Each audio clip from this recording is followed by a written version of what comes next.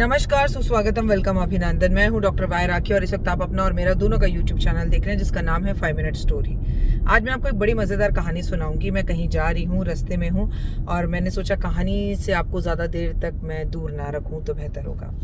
बहुत समय पहले की बात है। एक राजा था, उसका एक मंत्री था। हाँ, मेरा IT जाना है। एक राजा था, उसका मंत्री था और मंत्री जो है हमेशा राजा को सलाह दिया करता था और राजा अपने मंत्री के साथ बहुत डिपेंड था। वो उससे बिना पूछे कुछ नहीं करता था, लेकिन उसके मंत्री की एक आदत थी, वो हर बात पे कहता था प्रभु ने जो किया अच्छा किया।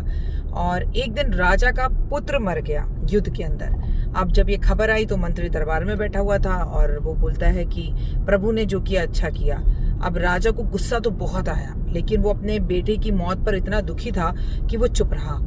कुछ समय बाद बीमारी से और बेटे की मौत के गम से रानी भी मर गई। तो जब मंत्री और राजा साथ साथ रहते थे तो मंत्री तक और राजा तक ये खबर पहुंचाई गई। तो मंत्री बोला भगवान ने जो किया अच्छा किया। राजा को फिर बहुत गुस्सा आया, लेकिन राजा चुप रहा।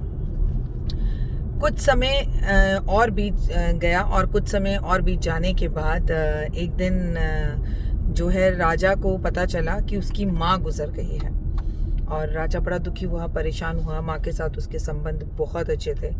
तो मंत्री ने फिर से कहा जो हुआ अच्छा हुआ।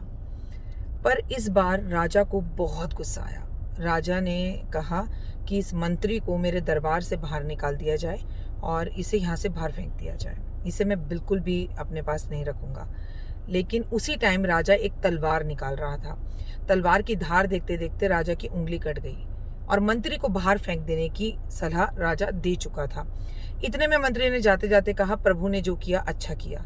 राजा को और भी गुस्सा आ गया। राजा ने कहा इसे मेरे जो सीमाएं हैं उनसे बाहर फेंक कर आ जाओ। और ऐसा ही किया गया। कुछ समय बीता।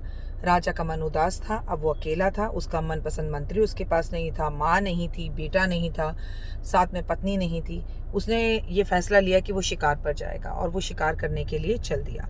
शिकार पर जाते जाते उसे एक शेर दिखाई दिया। वो शेर का पीछा करते करते करते बहुत दूर चला गया। उसके सारे रक्षक जो थे वो कहीं दूर रह गए। आदिवासियों ने राजा को पकड़ लिया और उसकी काली माँ की पूजा में बलि देने लगे। वो नहीं जानते थे कि ये राजा है। तो ज्योतिष जो वहाँ पर गुरु थे उनके पंडितों ने पूछा भाई तुम्हारी पत्नी है? तो बोला पत्नी तो नहीं है, मेरी मर गई।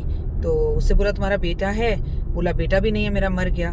तो पुरोहित बोला कि जिसका बेटा नहीं होता उसका दिल जला हुआ होता है और जिसकी पत्नी नहीं होती वो आधे अंग वाला होता है। इसे छोड़ दो, हम इसकी बलि नहीं दे सकते।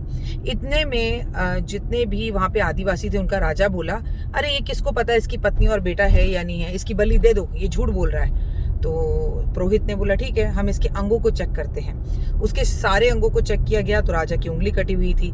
राजा को छोड़ दिया गया और राजा वहां से अपनी जान बचाकर वापस आया। जब राजा दरबार में वापस पहुंचा तो उसने कहा सबसे पहले मंत्री को पकड़कर लेकर आओ।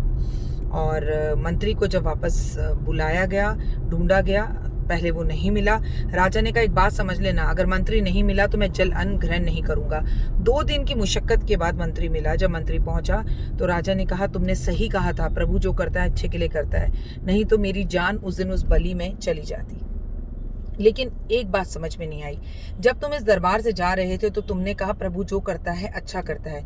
मैंने तुम्हें अपने राज दरबार से निकाला, इसमें भला क्या अच्छा हुआ?